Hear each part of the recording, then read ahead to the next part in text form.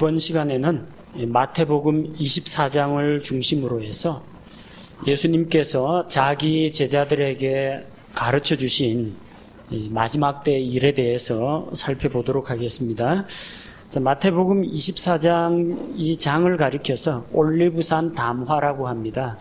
담화라는 것은 이야기입니다. 올리브산에서 예수님께서 제자들에게 하신 말씀, 근데 이 말씀이 도대체 누구를 향한 말씀인지 또 어떠한 내용의 이야기인지 바르게 이해를 해야지 이 부분을 잘못 받아들임에 따라서 마지막 때 종말에 대한 교리를 잘못 세우는 경우가 허다합니다.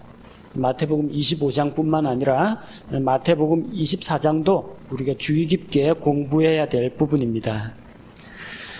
이 사건은 예수님께서 장차 예루살렘이 멸망하게 될 것을 이야기하시고 환란기 중에 이 땅에 남아있게 될 유대인들이 당하게 될 어려움에 대해서 들려주신 말씀입니다.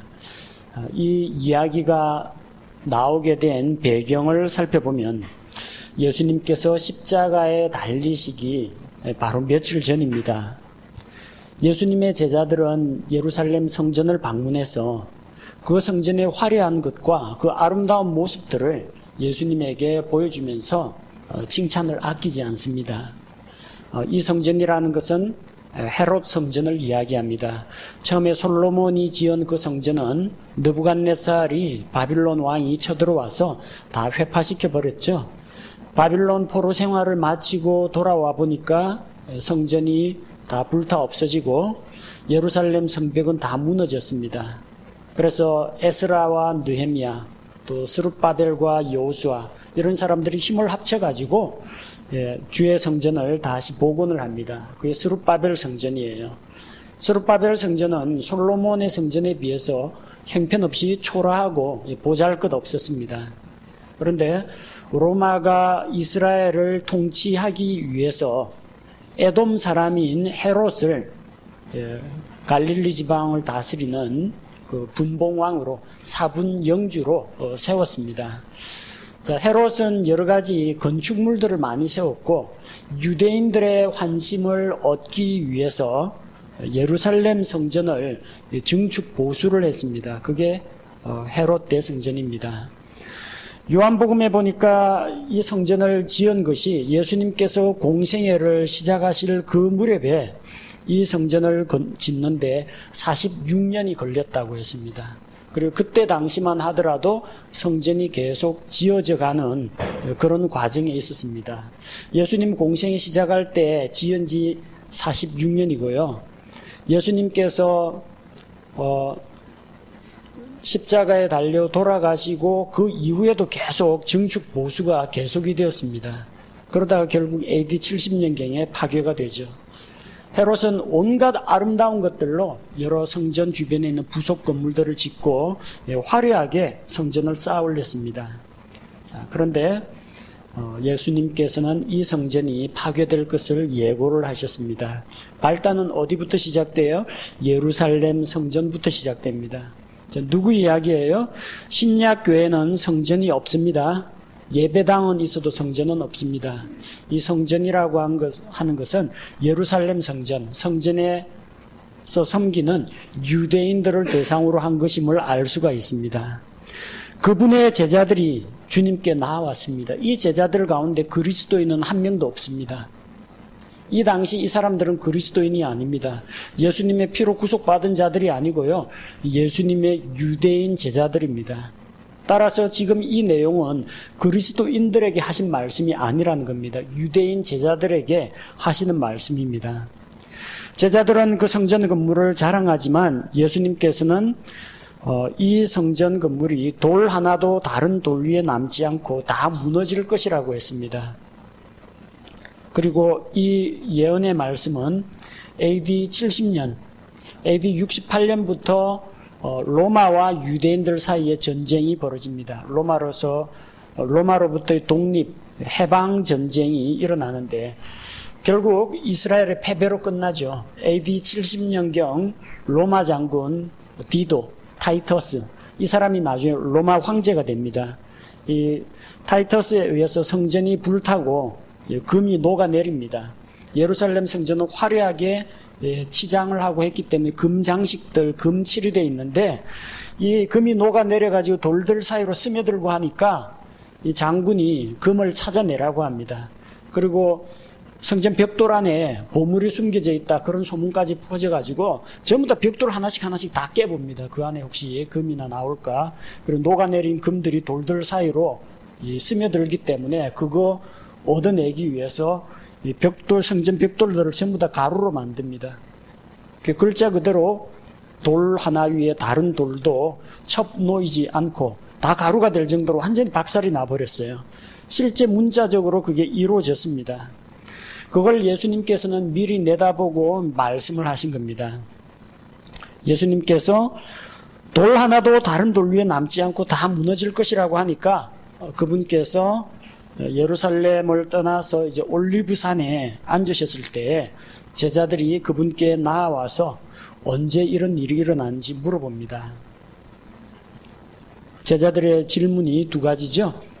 언제 이런 일이 일어납니까? 그리고 주께서 오실 때 세상 끝의 표적은 무엇입니까? 물어봅니다. 지금 이 이야기가 이루어지는 장소가 이제 올리브산입니다. 올리브산 하면 뭐가 떠올라요? 이 올리브산 담화 말고 뭐가 떠올라요? 예수님 승천하신 거, 예수님 지상 재림하는 거, 예수님 재림하고 연관된 지금 산입니다. 주께서 오실 때, 이 말은 휴거의 때를 말하는 것이 아니라 주께서 왕국을 세우러 오실 때를 이야기합니다. 제자들은 아직까지 이 성도들의 부활과 신약 성도들의 휴거에 대해서는 잘 모르고 있는 상태입니다. 그들은 예수님께서 왕국을 세우러 오신다, 그것만 알았습니다. 그래서 사도행전 1장 6절에 예수님께서 부활하신 이후에 이 세상에 40여일간 계시면서 자기를 부활한 모습을 보여주셨어요. 그리고 승천하신 지 열흘 뒤에 성령 강림하시는 오순절이 찾아오게 되죠. 제자들은 예수님께 묻습니다. 주께서 이스라엘 왕국을 회복하시는 때가 바로 지금입니까? 그들은 예수님께서 왕국을 세우시는 데에 관심이 있었습니다. 주께서 오셔서 왕국을 세우는 것. 그 제자들이 이야기하는 그 때라는 것, 주께서 오실 때라는 것은 휴거의 때를 말하는 것이 아니라 주께서 왕국을 세우러 지상으로 오실 때를 이야기합니다. 마태복음 24장 4절부터 14절까지는 환란기 전체에 대해서 개관을 하고 있는 부분입니다. 그 중에서 4절에서 8절까지가 전반부 환란을 다루고 있고요. 9절에서 14절까지가 후반부 환란을 다루고 있습니다. 마지막 때가 되면 어떤 일이 일어나느냐? 아무도 너희를 속이지 못하게 하라. 4절에서 말씀하셨는데 5절에 보니까 많은 사람이 내 이름으로 와서 내가 그리스도라 하며 많은 사람을 속이리라. 그리스도라는 말은 히브리어로 메시아입니다. 메시아를 기다리고 있는 민족은 유대인들밖에 없습니다. 다른 이방인들을 위해 기록된 게 아니라 메시아를 기다리고 있는 유대인들을 내가 메시아다, 내가 그리스도다 라고 속이는 그런 거짓 그리스도가 나타날 것을 예수님께서 미리 알려주시는 겁니다. 이것은 그리스도를 기다리는, 메시아를 기다리는 유대인들을 대상으로 기록이 된 겁니다. 자, 6절에서 8절 환란기 전반에 어떤 일이 일어납니까? 계시록 6장 4절에 나오는 것처럼 전쟁이 일어납니다. 처음에는 흰 말을 탄 자가 등장하죠. 평화의 시기가 오는 것 같지만 그 다음에 붉은 말을 탄 자가 나옵니다. 전쟁을 알립니다. 전쟁의 소문을 듣게 됩니다.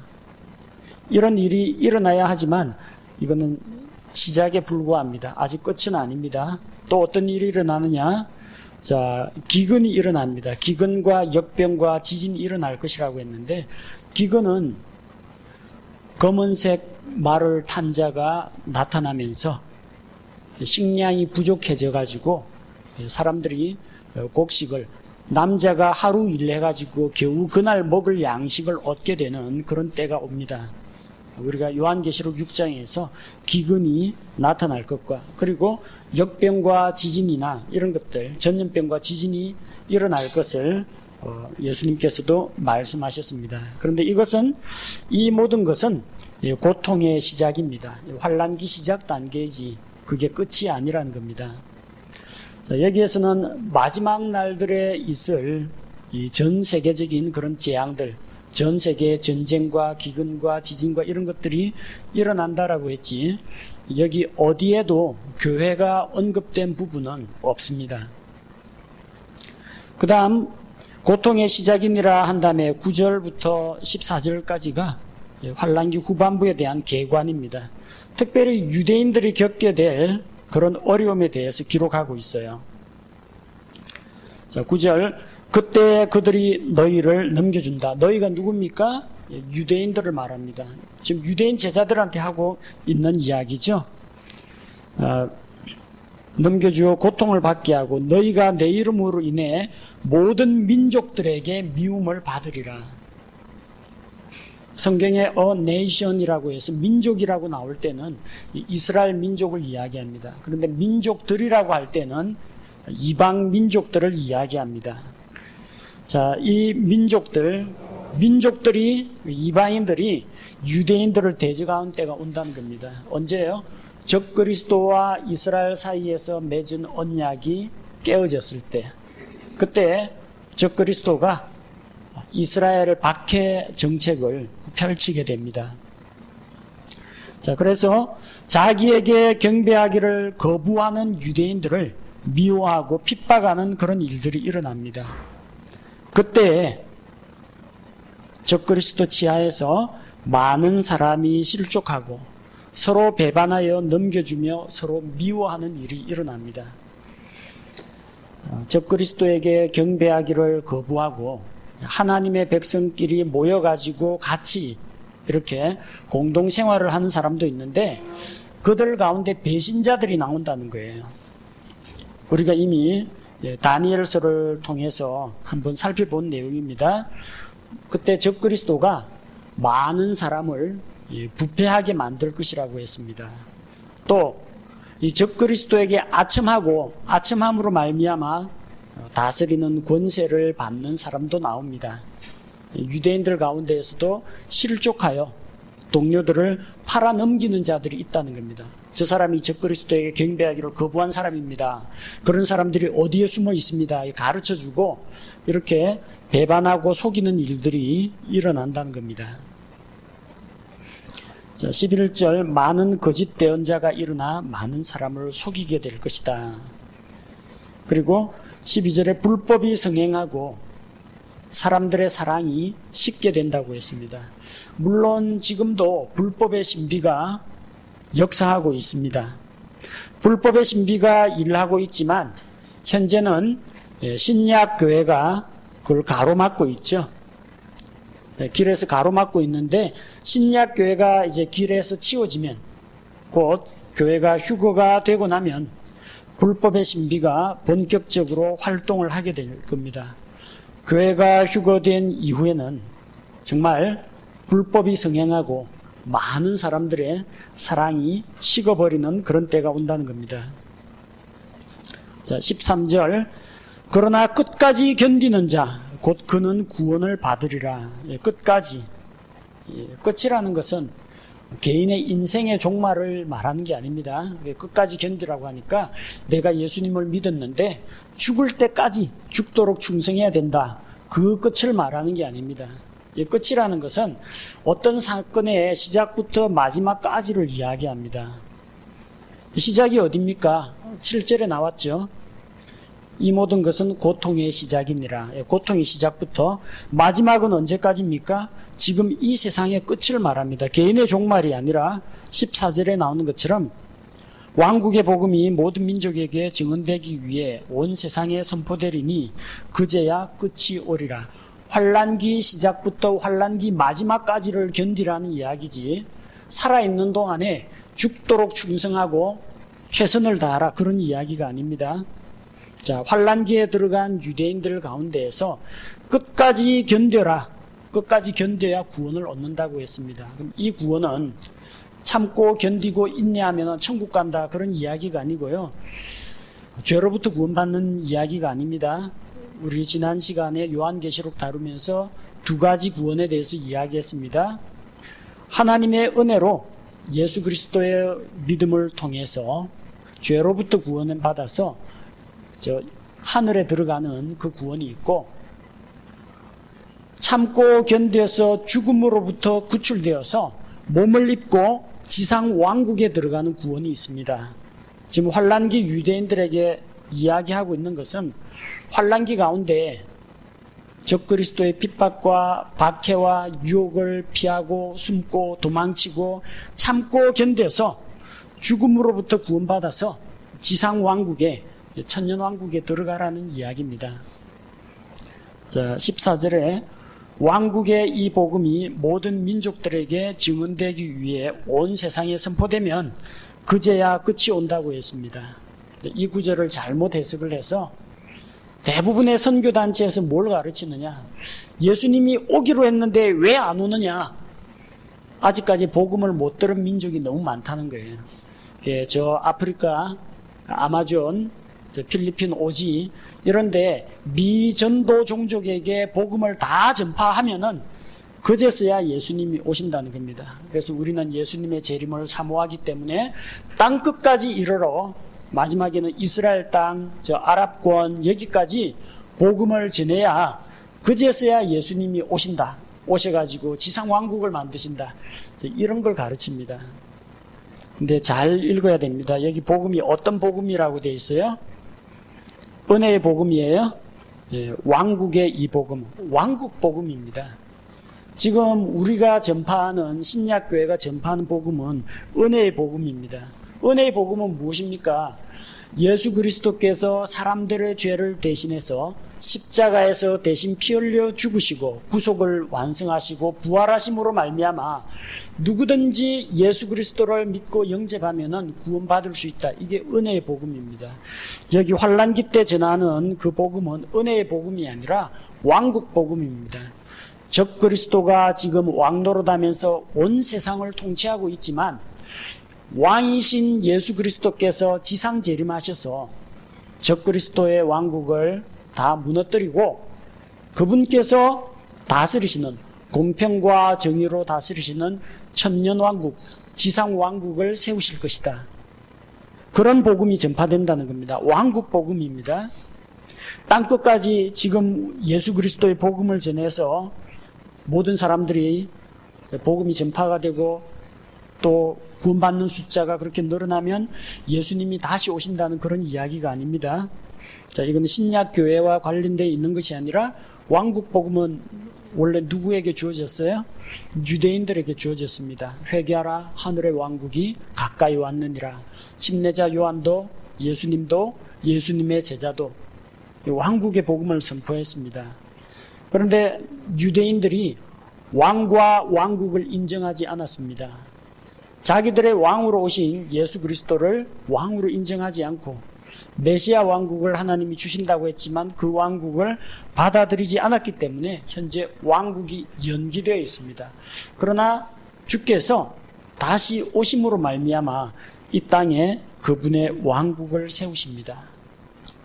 환란기에 있는 유대인 성도들, 환란기에 있는 이방인 성도들, 이 환란기 성도들은 왕국 복음을 전파합니다. 예수님 다시 오신다, 이 땅에 왕국을 세우러 오신다, 그 소식을 전파하는 겁니다. 자, 15절부터 28절까지가 15절에서 28절까지가 남아있는 유대인들이 겪게 될 이제 대환란에 대한 것입니다. 하늘로부터 쏟아지는 이런 재앙도 고스란히 겪고 그것과 덧붙여서 이 적그리스도가 자기에게 경배하지 않는 유대인들에게 내리는 그 환난과 핍박도 고스란히 그들이 감당을 해야 됩니다. 15절에 보니까 대언자 다니엘의 예언에 나오죠. 황폐하게 하는 가증한 것이 거룩한 곳에 선 것을 너희가 보거든 누구든지 읽는 자는 깨달을지어다. 이런 사건이 한번 일어났습니다. 황폐하게 하는 가증한 것이 적그리스도가 이스라엘과 7년 동안의 언약을 세우고 이 평화의 관계가 유지가 되다가 3년 반이 지나면 언약을 배반합니다. 언약을 배반하고 예루살렘 성전에 적그리스도의 형상, 짐승의 우상을 세웁니다. 그리고 하나님께 날마다 가져오는 희생물과 봉헌물을 그치게 하고 그가 성전에 들어가서 내가 하나님이니까 나를 섬기라고 자기 본색을 드러내게 됩니다. 자, 그게 바로 황폐하게 하는 가증한 것입니다. 실제로 이 사건은 한번 이루어졌습니다. 이 다니엘 9장 27절에 나오는 그 황폐하게 하는 그 가증한 것, 이것은 신구약 중간기에 이제 북쪽 시리아 쪽을 점령하고 있는 안티오쿠스 셀루키드 왕조에서 안티오쿠스 4세, 이름은 안티오쿠스 에피파네스라고 합니다. 이 안티오쿠스 에피파네스가 팔레스틴 땅에 쳐들어왔어요. 북왕국하고 남왕국하고 싸웁니다. 알렉산더 대왕이 죽고 난 다음에 나라가 그의 부하 장군에 의해서 네 조각이 나옵니다. 그 중에서 이제 강한 왕국 두 개가 시리아 쪽을 점령하고 있는 셀루키드 왕조, 셀루커스 왕조, 그쪽에서 안티오쿠스 가문이 있고, 남쪽은 이집트를 중심으로 이집트를 장악하고 있는 톨레미 왕조, 두 군데의 남왕국이 있어요. 남왕국하고 북왕국이 전쟁 붙으면요, 항상 전쟁터가 되어 짓밟히는 곳은 팔레스틴입니다. 그리고 팔레스틴 땅을 점령하고 있어야 이집트를 공략하는 전초기지가 됩니다. 보급선이 안 끊기거든요. 계속 물자를 조달받고 병사를 조달받아서 전쟁을 수행하려면 팔레스틴 땅을 점령해야 됩니다. 그래서 안티오쿠스 에피파네스가 예루살렘을 정복합니다. 정복해서 성전을 더럽힙니다. 성전에다가 그리스 사람들이 믿는 제우스 신상을 세웠어요. 그리고 성전에서 하나님의 율법에 의하면 가증한 짐승, 돼지를 잡아가지고 돼지를 희생물로 바치고 돼지 피를 예루살렘 성전에 뿌려서 성전을 더럽히는 일을 했습니다. 성전을 더럽히고 성전에 우상을 세운 것, 이게 황폐하게 하는 가증한 것입니다. 이게 이스라엘 사람들은 들으면 누구든지 읽는 자는 깨달을지어다 알아요. 이게 옛날에 안티오쿠스 4세가 예루살렘 성전을 더럽힌 것과 똑같은 일이 마지막 때 일어날 것이라는 걸 압니다.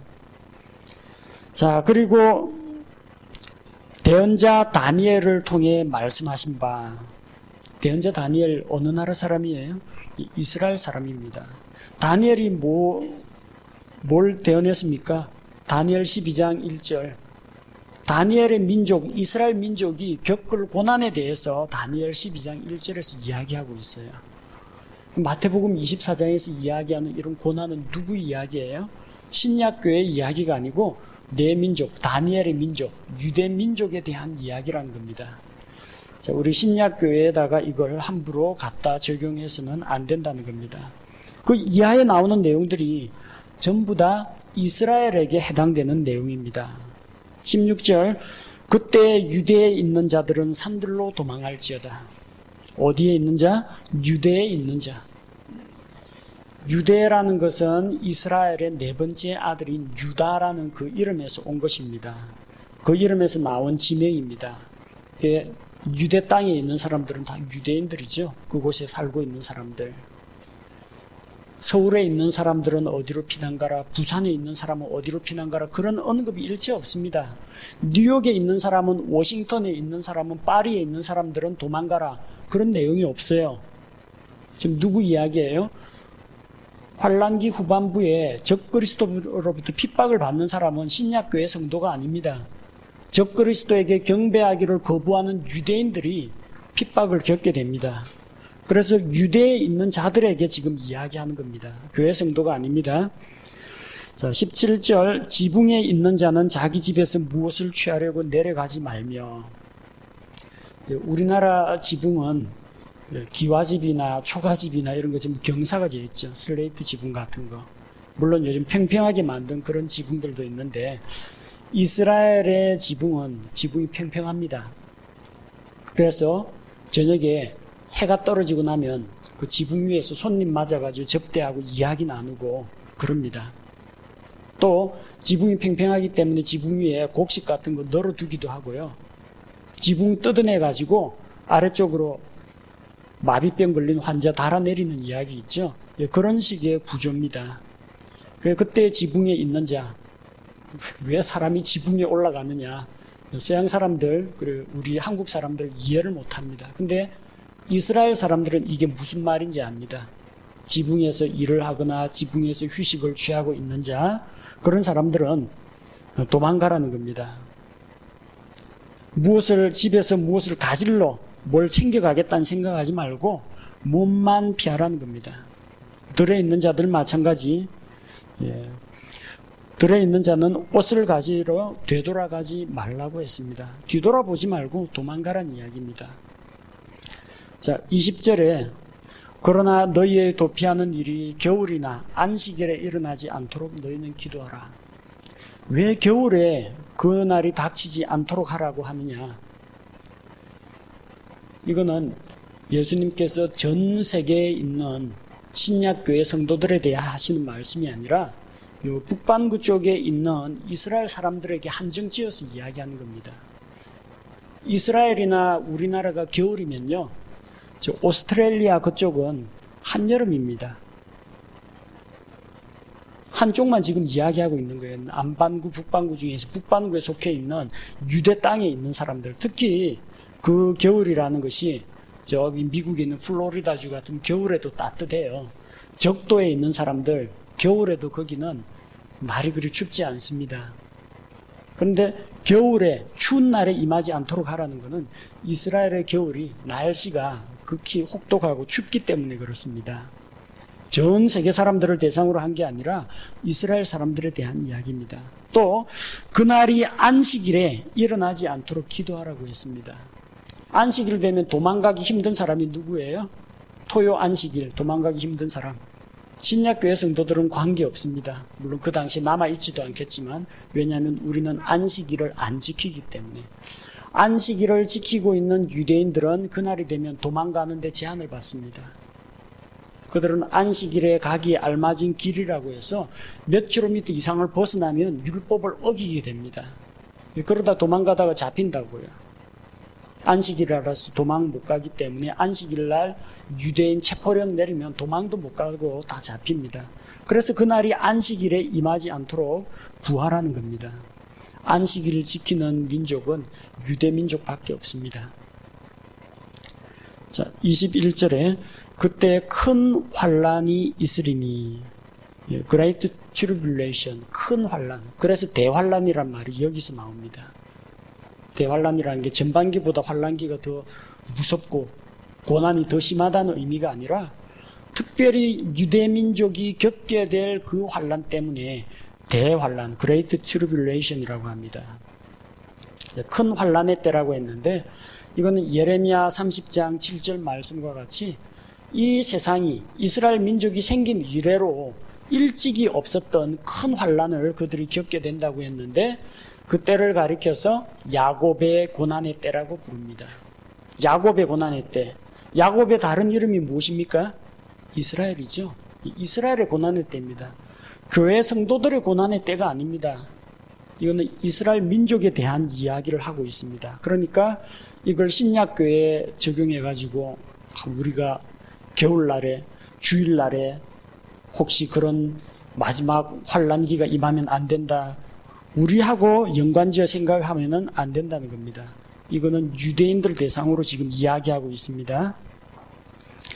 자, 22절에 그 날들이 짧아지지 아니하면 어떤 육체도 구원을 받지 못할 것이로되 선택받은 자들을 위하여 그 날들이 짧아지리라.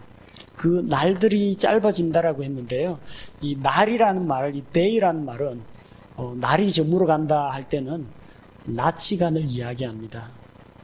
근데 날수를 이야기할 때는 밤과 낮을 합쳐가 하루를 날이라고 부릅니다. day란 말이 하루를 이야기할 때 day라고 하고 낮 시간을 이야기할 때 daytime, night하고 반대의 개념으로 날을 이야기하기도 합니다. 그 날들이 짧아진다는 것이 환란기가 단축된다는 이야기는 아닙니다. 환란기는 분명히 7년, 그리고 후반부 환란기, 유대인들이 겪을 그 환란의 기간은 3년 반 정해져 있습니다.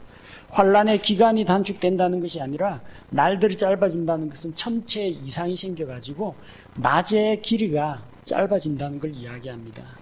하늘이 어두워지고 해가 어두워지고 그다음 천체 이변이 일어나고 이렇게 되다 보면은 이제 낮 시간하고 밤 시간의 비중이 달라지게 되는 겁니다. 아무래도 어두워지면은 그만큼 활동하는 사람들도 없고 그만큼 숨고 도망하기에 더 좋은 시간대가 됩니다. 그래서 그런 밤 시간을 통해서 도망가거나 숨거나 은신하기 좋기 때문에 그들이 육체가 구출을 받을 수 있다는 겁니다. 어떤 육체도 구원을 받지 못할 것이로되라는 말이 우리 혼의 구원을 말하는 게 아니라 육체가 고난과 죽음으로부터 구출을 받아가지고 몸을 가지고 지상 왕국에 들어가는 걸 말합니다. 그런데 선택받은 자들을 위하여 그 날들이 짧아진다고 했습니다. 선택받은 자가 누굽니까? 성경에서 전 세계 민족 가운데 선택받은 민족은 유대인들밖에 없습니다. 선택받은 자들은 유대인들입니다. 하나님께서 택하신 이스라엘 민족, 바로 그들을 위해서 낮 시간대가 변하게 된다는 겁니다. 자, 25절 거짓 그리스도들과 거짓 대언자들이 일어나서 큰 표적들과 이적들을 보여 할 수만 있으면 바로 그 선택받은 자들을 속일 것이라고 했습니다. 자, 여기에서 거짓 그리스도들이라고 했죠. 그리스도라는 건 메시아를 말합니다. 누가 메시아를 기다립니까? 유대인들이 기다립니다. 메시아를 기다리는 그런 신앙을 가진 사람들은 유대인들입니다. 따라서 이 거짓 그리스도들이 누구를 속이느냐? 유대인들을 속인다는 이야기입니다. 큰 표적들과 이적들을 보인다 했는데 표적을 구하는 민족이 누굽니까? 고린도전서 1장에서 나왔죠. 유대인들은 표적을 구하고 그리스인들은 지혜를 구하나 우리는 십자가에 못 박히신 예수 그리스도를 찾는다고 했습니다. 신약교회 성도들은 표적을 따라가는 사람이 아니고 십자가의 예수님을 따라가는 사람입니다. 누가 표적을 구해요? 유대인들은 표적을 구하고, 그러니까 표적을 구하는 유대인들 앞에서 큰 표적이나 기적 쇼 같은 걸 보여주면 이게 진짜 그리스도구나, 메시아구나 속아 넘어가는 사람들이 있다는 겁니다. 유대인들 이야기죠. 바로 그 선택받은 자들, 선택받은 자는 유대인들을 속인다는 이야기입니다. 그래서 그런 사실을 예수님께서 미리 이야기해 주신 겁니다. 그래서 그들이 너희에게 그가 사막에 있다 하더라도 그 만나러 사막에 찾아가지 말고 그가 은밀한 방이 있다 해도 그 말을 믿지 말라는 겁니다. 진짜 예수님께서 지상 재림할 때는 다른 사람들 다 알아볼 수 있게 오십니다. 27절에 번개가 동쪽에서 나서 서쪽까지 번쩍이는 것 같이 사람의 아들이 오는 것도 그러하리라. 예수님의 지상 재림은 공개적으로 오십니다. 예수님의 초림 마구간에서 극소수의 사람들만이, 그 동네에 있던 목자들만 알고 동방에서 온 지혜자들만 알 정도로 소수의 사람들만이 알 수 있게 비밀리에 오셨습니다. 예수님의 공중강림, 자기의 신부를 데리러 밤의 도적같이 은밀하게 오십니다. 그리고 자기의 신부들을 공중으로 채워가지고 올라가시고 7년 이후에 지상으로 강림하시는데 지상 재림할 때에는 공개적으로 오십니다. 영광 가운데 오십니다. 그분의 거룩한 모든 성도들을 거느리고 이 지상으로 내려오게 됩니다. 예수님 공중 강림은 비밀리에 이루어지지만 지상 재림은 공개적으로 영광 중에 오시기 때문에 속아 넘어갈 필요가 없다는 겁니다. 그리스도가 여기 있다 저기 있다 해도 환란기에 있는 유대인들은 속지 말라는 겁니다. 왜? 그리스도께서 오실 때는 빈 골방에 혹은 한적한 사막에 있는 게 아니라 번개가 번쩍하면은 수평선 안에 있는 사람들은 그거 다 보입니다.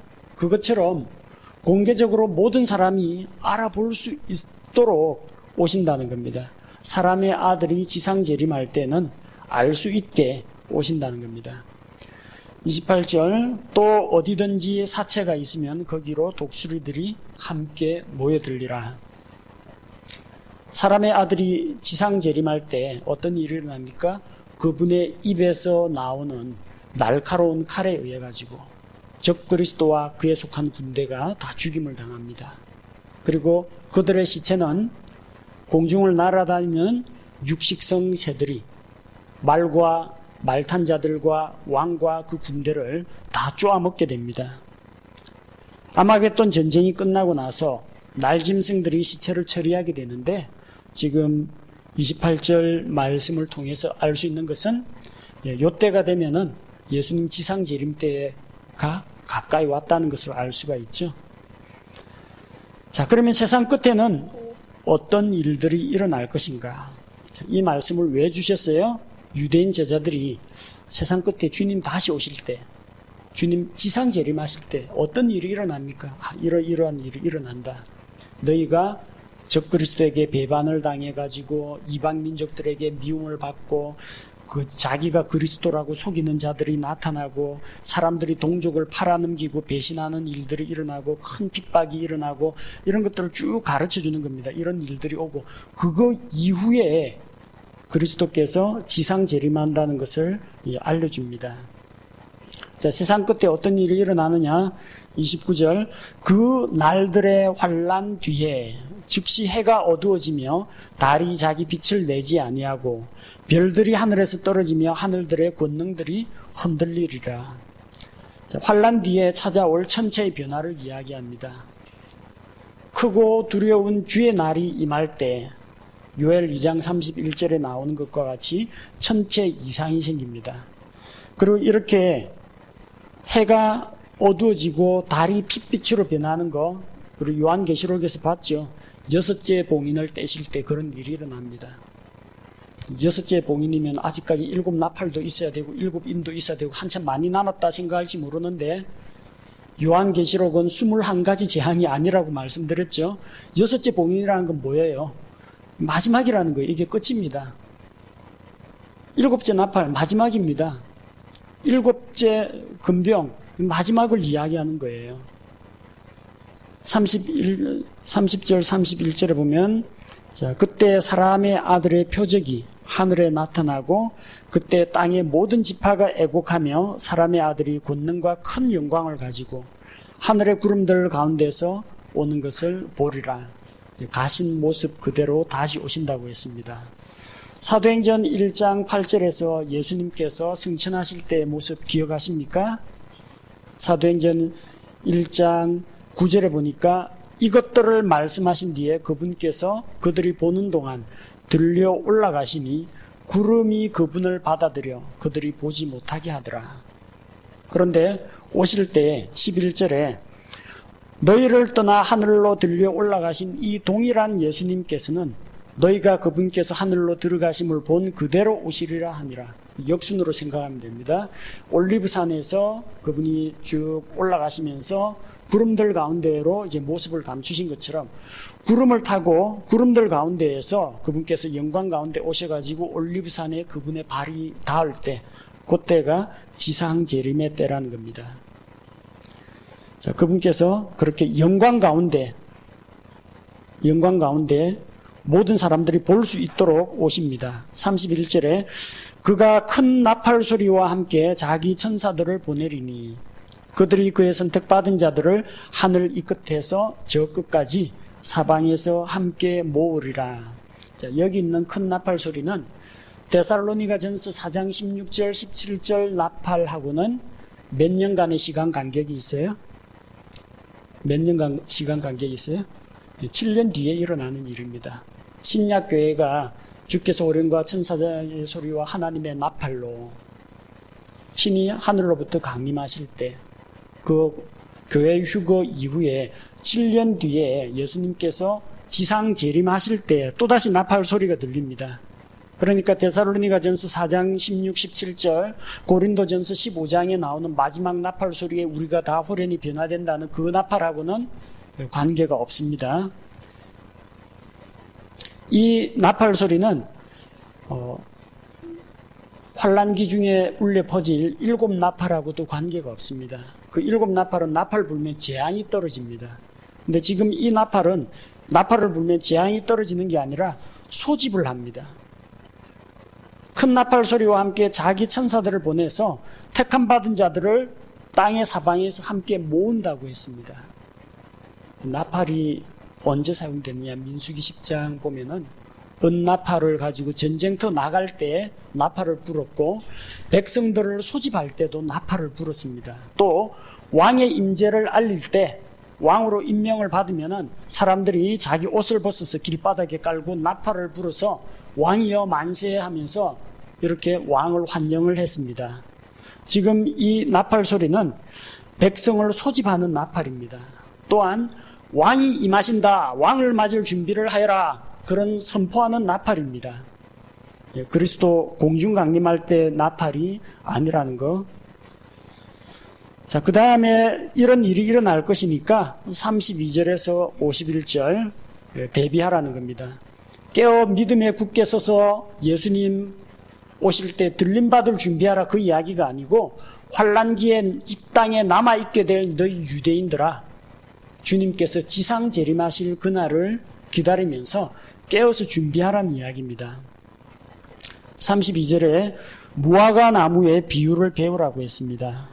그것의 가지가 아직 연하고 잎사귀를 내면 여름이 가까운 줄을 너희가 아나니, 그런즉 이와 같이 너희가 이 모든 일들을 볼 때에 그때가 가까이 곧 문들 앞에 이런 줄을 너희가 아느니라. 이걸 비유나 상징으로 해석을 해서 무화과 나무를 이스라엘로 해석하는 사람들이 있어요. 이스라엘을 나타내는 나무, 자, 무화과 나무, 그리고 올리브 나무, 포도나무, 이게 이스라엘을 상징한다라고 봅니다. 그래서 무화과 나무의 비유를 배워라, 가지가 연하여지고 잎사귀를 내면, 이스라엘 민족이 팔레스틴 땅으로 돌아와서 독립국가를 세우고 이스라엘 민족이 이제 번성하게 되는 거, 잎사귀를 낸다는 거, 이스라엘 민족이 부흥하고 성장하는 것을 이야기한다, 그렇게 생각하고 1948년 5월 이스라엘 민족이 독립을 한 이후, 그때 이제 종말이 가까웠다, 이런 사람이 있습니다. 그 관계없는 이야기입니다. 자, 무화과 나무가 잎사귀가 연하고 가지가 연하고 잎사귀를 내면 종말이 온다고 했어요? 여름이 옵니다. 무화과 나무가 그렇게 변화를 보이면 여름이 온다는 거예요. 근데 종말이 오는 표시는 뭐예요? 그 다음 절에 나오는 거예요.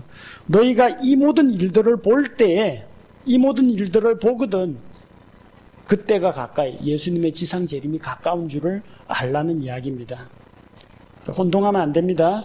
무화과 나무가 연하고 잎사귀를 내면 여름이 가까이 오는 거고, 이런 일들, 적그리스도가 성전에 들어가서 하나님 행세를 하고 유대민족을 핍박하면 예수님 지상 재림할 때 다 됐구나, 그렇게 생각하라는 이야기입니다. 자, 그때는 36절에서 39절 어떤 변화가 일어나느냐. 자, 그때는 어떤 변화가 일어납니까? 그러나 그 날과 그 시각은 결코 아무도 알지 못하나니 하늘의 천사들도 알지 못하고 오직 내 아버지만 아시느니라. 자, 예수님께서 무식하거나 하나님보다 등급이 낮아가지고 모르는 게 아닙니다. 똑같은 하나님이시지만 그게 성부 하나님의 소관이지 성자 예수님 소관이 아니라는 겁니다. 하는 역할이 제각기 다르다는 겁니다. 그래서 그 때와 기한은 아버지께 달려 있습니다. 하나님께서만 알고 계십니다. 언제 오게 되느냐? 노아의 날들과 같다고 했습니다. 노아의 날들에 홍수로 세상을 심판한다는 것은 이미 알려졌습니다. 열심히 방주도 준비하고 노아 일가족이 나가서 하나님의 심판에 대해서 경고도 했을 겁니다. 사람의 아들이 오는 것도 그렇습니다. 적그리스도가 다스리는 그 세상에서 예수님 다시 오신다, 깨어서 대비하라, 이런 것들 다 이야기했지만 듣는 사람이 얼마 없다는 거죠. 사람들이 안전하다 생각할 때 그때 시집가고 장가가고 먹고 마시고 안전하다 할 그때에 홍수가 나서 그들을 다 쓸어버렸다는 겁니다. 자, 홍수가 나서 그들을 쓸어버렸다. 영어 성경에 보니까 took them away, take away라고 되어 있어요. 홍수가 데려갔다는 이야기입니다. 홍수가 데려간 자들은 어떻게 됐어요? 다 물에 빠져 죽었습니다. 안 데려가고 방주에 남겨진 자들만 구원을 받았습니다. 그것과 마찬가지로 그때 두 사람이 들에 있을 텐데 한 사람은 붙잡혀가고 다른 하나는 남겨질 것이요. 이 개역성경에는 한 사람은 데려감을 당하고 한 사람은 버려둠을 당한다 하니까 버려둠을 당한 자는 버림받은 자다, 구원 못 받은 자다, 그렇게 해석하는 경우가 많습니다. 요거를 신약교회에 적용시켜가지고 이걸 예수님 다시 오실 때 데려감을 당하는 자는 휴거되는 자고 땅에 남아있는 자는 버림받은 자, 구원받지 못하고 휴거 못된 자다, 그런 식으로 해석하는 경우가 많은데 이게 거꾸로 해석한 겁니다. 붙잡혀간 자들은 어디로 붙잡혀가느냐, 이 마태복음 24장 내용이 누가복음 17장에 반복되어 나옵니다. 이렇게 한 사람은 데려가고 한 사람은 버려둠을 당할 것이다 하니까 제자들이 물어봅니다. 주님, 어디로 붙잡혀갑니까? 그러니까 사람들의 사체가 있는 곳에는 독수리들이 모여든다고 했습니다. 새들이 모여듭니다. 그 새들이 모여드는 곳이 어디입니까? 아마겟돈 전쟁 끝나고 나서 공중을 나는 새들이 크고 위대하신 하나님의 만찬에 참여해서 말과 말탄자들과 이 적그리스도의 군대의 시체를 뜯어먹게 되죠. 곧 붙잡혀간 자들은 죽음의 자리로 끌려갑니다. 남겨진 자는 뭐냐? 아직 안 죽은 자란 이야기예요. 아마도 적그리스도의 편에 가담해가지고 자발적으로 적그리스도의 군대에 자원 입대한 사람들 가면은 다 시체가 되어가지고 독수리들의 밥이 됩니다. 적그리스도에게 경배를 거부하고 감옥에 갇혀 있는데 붙잡혀가는 자가 있습니다. 너 오늘도 적그리스도에게 경배하기를 거부하면 넌 사형이다. 사형장으로 끌려가는 거예요. 남겨진 자는 뭡니까? 교도소 안에 아직도 수감되어 있는 상태입니다. 이런 사람은 주님 오실 때 몸을 입고 주님을 만날 수가 있습니다. 남아있는 자가 안전하다는 겁니다. 붙잡힌 자는 죽음의 자리로 붙잡혀갑니다. 주님 지상 재림할 때까지 몸을 입고 남아있어야 그분의 왕국에 들어갈 수 있습니다. 이것은 휴거를 말하는 게 아닙니다. 주님 지상 재림할 그때까지 피하고 숨고 도망다니면서 몸을 가지고 있어야, 살아있는 몸을 가지고 이 세상에 임하는 천년왕국을 맛볼 수 있다는 이야기입니다. 이게 만약에 휴거의 문맥이라면 반드시 수반되어야 하는 변화가 있습니다. 데살로니가전서 4장 16절 17절 공중으로 들림받을 때 먼저 뭐가 일어나야 돼요? 죽은 성도들의 부활과 살아있는 성도들의 몸의 변화가 있어야 됩니다. 근데 마태복음 24장을 아무리 찾아봐도 죽은 사람 부활하는 이야기나 몸이 변화되는 이야기가 안 나옵니다. 이건 휴거의 문맥이 아니라는 것을 말합니다. 자, 42절, 44절에서 44절까지 그러므로 깨어 있으라고 했습니다. 어느 시각에 주님께서 올지 모르니까 깨어 있으라고 했습니다. 그리고 신실한 종이 될 것이냐, 악한 종이 될 것이냐. 자, 45절 이하에 환란기에는 적그리스도가 경배를 강요하고 자기에게 경배하는 자에게만 짐승의 표를 나눠줍니다. 경배 안 하면 짐승의 표 없습니다. 못 받습니다. 이 짐승의 표 가지고 배급도 타고 거래도 해야 되는데 이게 없으면 경제활동을 못 한다는 겁니다. 그럼 적그리스도에게 경배하기를 거부한 유대인들은 어떻게 해야 됩니까? 자급자족해야 됩니다. 그리고 동료들하고 물물교환하고 나눠 쓰고 바꿔 쓰고 서로 나눠줘야 됩니다. 특히 먹을 거. 예수님이 왕으로 이 세상에 다시 오신다는 것을 믿고 기다리는 자는 동족들에게 양식을 나눠줍니다. 그 집안 사람들을 넘겨받아 다스리며 제때에 그들에게 양식을 나눠줄 신실하고 지혜로운 종이 누구냐? 그 주인이 올 때 그렇게 하는 것을 보면은 복이 있다고 했습니다. 그런데 유대인 가운데에서도 사악한 자들은 자기 배를 섬기고 자기 먹을 것을 얻기 위해서 동족을 핍박하는 자들이 있다는 겁니다. 자기 동료를 때리고 그리고 술 취하고 함께 먹고 마시고 양식을 독차지하고 때로는 자기 동료를 밀고 해갖고 팔아넘기는 이런 자들이 있다는 겁니다. 이런 자들은 결국 주님 오실 때 심판을 받게 됩니다. 신실한 자들은 그분의 왕국에서 치리자가 되어서 그분과 함께 다스리는 일을 하고, 악한 자들은 심판을 받습니다. 신약교회 성도들은 뭐 착한 일을 했다고 구원받는 게 아니고 하나님의 은혜로 믿음을 통해서 아무 공로 없지만 구원을 받습니다. 지금 여기에 나온 내용은 환난기 중에 있을 유대인들에 대한 이야기입니다. 지금까지 마태복음 24장에 나온 것 다 살펴보십시오. 유대인 제자들, 예루살렘 성전, 우리 신약교회는 예루살렘 성전에서 경배 안 합니다. 올리브산, 예수님 지상 재림 장소, 유대지방, 안식일, 택한 자들, 거짓 메시아, 민족들에 의한 이스라엘 민족의 핍박, 왕국의 복음, 큰 환난, 야곱의 고난의 때, 백성을 소집하는 나팔, 양식을 나눠주는 종. 신약교회하고 관계 있는 하나라도 있습니까? 없습니다. 전부 다 유대인 이야기예요. 마태복음 24장에는 신약교회도 없고 그리스도인에 대한 언급이 없습니다. 예수님 공중 강림하실 때 나타날 죽은 자의 부활과 살아있는 성도들의 몸의 변화도 여긴 안 나옵니다. 이거는 예수님 공중 강림하실 때 휴거의 문맥이 아니라 휴거 이후에 이 땅에 남겨진 유대인들, 환난기에 들어간 유대인들에 대해서 경고로 주시는 말씀입니다. 자, 그래서 우리하고는 해당 사항이 없지만 우리가 이걸 바르게 알고 있어야 됩니다. 이걸 자꾸 교회에다 적용시켜가지고 뭐 착한 일을 해야 된다, 뭐 데려감을 당해야 된다, 엉뚱한 거를 가르치게 되면 또 우리가 이제 환난기를 겪을 텐데 그때는 아이 뵌 자들과 젖먹이는 자들에게 화가 있을 거다. 그러니까 환난기가 가까웠으니까 아이를 임신하면 안 된다.